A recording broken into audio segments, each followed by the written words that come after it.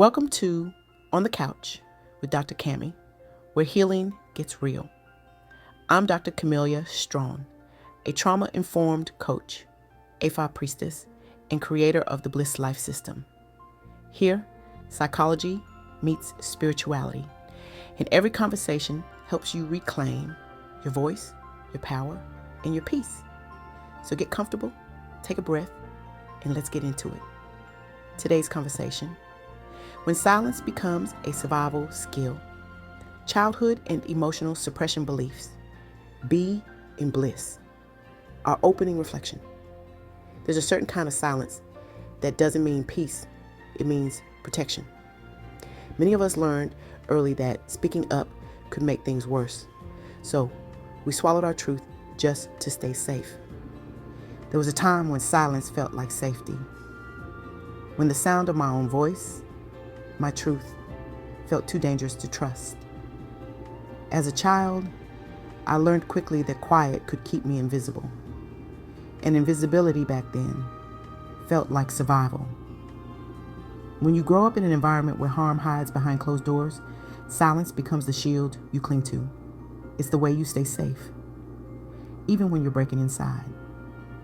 Then came the military, a space where silence took on a new name: strength. You learn to suck it up, to press down the trembling, to keep your game face on.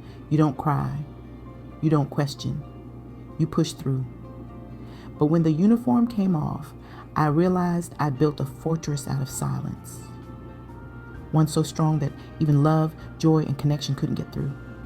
That armor that once protected me, it started to suffocate me. Silence, I discovered, can keep you safe, but it can also keep you small. It can protect you from pain, but it can also protect you from healing. And one day, I had to face the truth. The silence that saved me as a girl was now strangling the woman I was becoming. The couch moment. Your voice is sacred.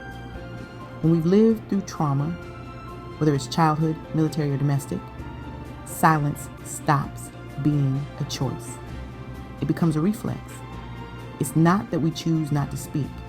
It's that somewhere deep in the body, silence becomes the language of safety. Our nervous system learns to equate quiet with control.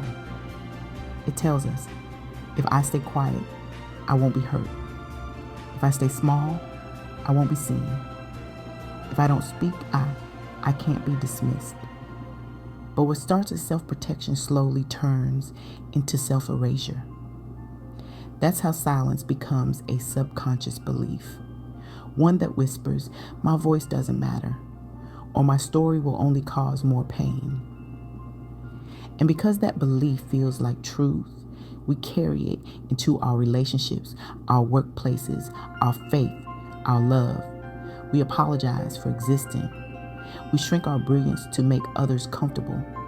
But healing, real, embodied healing, begins when you start to challenge that belief. When you begin to whisper your truth again, even if your voice shakes. When you realize that your voice is not the problem, it's the medicine. Every time you speak your truth, you tell your nervous system, I'm safe now. Every time you share your story, you remind another survivor, you're not alone. And every time you break the silence, you turn survival into liberation. Because your voice, the one you once buried, is sacred. And when you reclaim it, you don't just heal yourself. You heal generations who were taught to stay quiet, too. Our Bliss Life connection.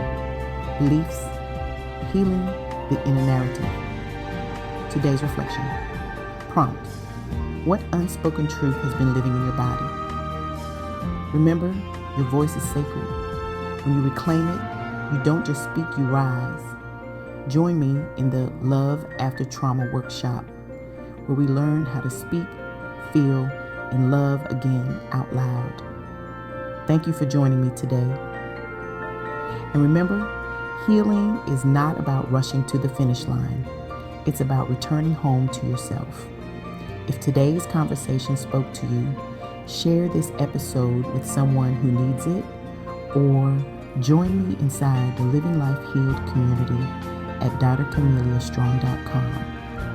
And until next time, keep breathing, keep believing, and keep becoming.